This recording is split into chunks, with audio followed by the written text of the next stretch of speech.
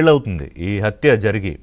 So ఇవాళ వచ్చిన ఈ ఇందాక రవికిరణ్ గారు బాగా చెప్పారు. చిన్న తాళం చూడడానికి ఏదో ఒక ఫోన్ కాల్ మీద విచారణే కదా అనిపించవచ్చు. కానీ ఇందాక ముప్పాళ్ళ సుబ్బారావు గారు ఎక్స్ప్లెయిన్ చేశారు కదా క్రోనాలజీ అంతా.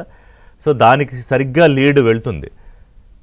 ఏం జరుగుతుంది? ఎందుకంటే అప్పట్లో ఆ కత్తి తీసుకెళ్ళి ఇందాక రవికిరణ్ గారు చూపించినట్టు కత్తి తీసుకెళ్ళి చంద్రబాబు నాయుడు గారి చేతుల్లో పెట్టారు. దాని ఎన్నికల్లో దానికి సంబంధించిన ఎంతో కొంత ఫలితం కూడా పొందారు, మీరు నష్టపోయారు. సరే, ఆ తర్వాత జరిగిన పరిణామాలన్నీ మాట్లాడుకున్నాం. ఇప్పుడు ఏం జరుగుతుందని అనుకుంటున్నారు?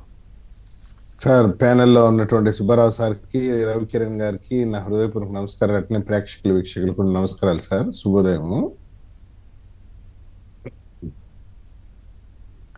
సునీతమ్మ చేస్తున్నటువంటి ఫైట్ నిజంగా అప్రిషియేట్ చేయాల్సిందే, దాంట్లో సందేహం లేదు. Single handed fight. ఇందాక రవికిరణ్ గారు చెప్పినట్టు small key will open a big door గారు, బిగ్గెస్ట్ డోర్ ఆఫ్ తాడేపల్లి. తప్పకుండా దాంట్లో సందేహమే లేదు. తాడేపల్లి ప్యాలెస్ లో ఉన్నటువంటి బిగ్గెస్ట్ డోర్, గ్రీన్ డోర్స్ ఉన్నాయి కదా, పెద్ద పెద్ద ఇనుప కంచెలు వేసేసి ఉన్నాడు కదా, దాన్ని ఓపెన్ చేసి మీకేం సందేహం లేదు దాంట్లో. ఎందుకంటే ఇన్వెస్టిగేషన్ జరిగినటువంటి ప్రొసీజర్ కానీ వాటిపైన కానీ సునీతమ్మ గారికి ఎక్కడో డిసాటిస్ఫికేషన్ ఉంది. ఎక్కడో ఇప్పుడు కొత్తగా వచ్చినటువంటి బిఎన్ఎస్ ప్రకారము విక్టిమ్కి ఉన్నటువంటి డౌట్స్ కానీ విక్టిమ్కి ఉన్నటువంటి వీటి కానీ కూడా సాటిస్ఫై చేసే విధంగా ఇన్వెస్టిగేషన్ సాగాలి. ఇక్కడ ముఖ్యమైన విషయం చూడండి, సునీతమ్మ రైజ్ చేసినటువంటి డౌట్స్, పబ్లిక్ వచ్చిన డౌట్స్ కూడా చూడండి. ఇంత పెద్ద మర్డర్ కేసు జరిగితే YS Avinash Reddy he's never been made into custodial interrogation. ఇప్పుడు హత్యలో పాల్గొన్న వాళ్ళు కానీ వైఎస్ అవినాష్ రెడ్డి వాళ్ళ నాన్న ముసలోడు, ఆయన్ని కూడా కస్టడీలోకి తీసుకుని ఇన్వెస్టిగేట్ చేసి రిమాండ్ చేశారు.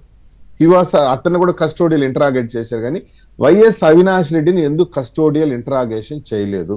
ఏదో బాహ్య ప్రపంచానికి ఏం తెలుసు, అసలు వైఎస్ అవినాష్ రెడ్డిని అరెస్టే చేయలేదు అనే విషయం బాహ్య ప్రపంచానికి తెలుసు. కానీ వాస్తవానికి అయితే వైఎస్ అవినాష్ రెడ్డిని అరెస్ట్ చేశారు, బెయిల్ మీద వెంటనే పంపించేశారు. మన సుబ్బారావు సార్ కూడా తెలిసి ఉంటుంది ఆ విషయం. సార్, ఆమె correct sir? Subbarao sir, exactly. ఇప్పుడు వైఎస్ అవినాష్ రెడ్డిని జనం ఏమనుకుంటున్నా అరెస్ట్ చేయలేదు, ఇంకా అరెస్ట్ చేయలేదు, జనం మనలో ఇంకా ఉంది. కానీ technically YS Avinash Reddy was arrested and bailed immediately. ఉదయం 11 గంటలకు 12 గంటలకు అరెస్ట్ చేసినారు, వెంటనే 1 గంటకు 2 గంటలకు 1 or 2 hours బెయిల్ మీద రిలీజ్ చేశారు. ఇది యథార్థం. ఇక్కడ చాలా ప్రశ్నలకి డౌట్ వస్తుంది. ఎందుకు హైకోర్టు యాంటిసిపేటరీ బెయిల్ ఇచ్చింది సార్. హైకోర్టు యాంటిసిపేటరీ బెయిల్ ఇచ్చింది కాబట్టి రిలీజ్ చేశారు. కామన్ గా యాంటిసిపేటరీ బెయిల్ ఒక చిన్న విషయం అండి. యాంటిసిపేటరీ బెయిల్ లో ఇచ్చేదండి, in the event of arrest he may be released on bail అని వస్తుంది. యాంటిసిపేటరీ బెయిల్ లో ఇచ్చేది ఆ పదాలు వాడతారు. అందువల్ల in the event of arrest he may be released on bail అని చెప్పేసి. అదే ప్రసాద్ గారి అనుమానం ఏంటంటే అంత స్థాయిలో, ఏ స్థాయిలో జరిగితే అంత ఇమీడియట్ గా బెయిల్ వచ్చేసింది కీలకమైన అక్యూజ్డ్.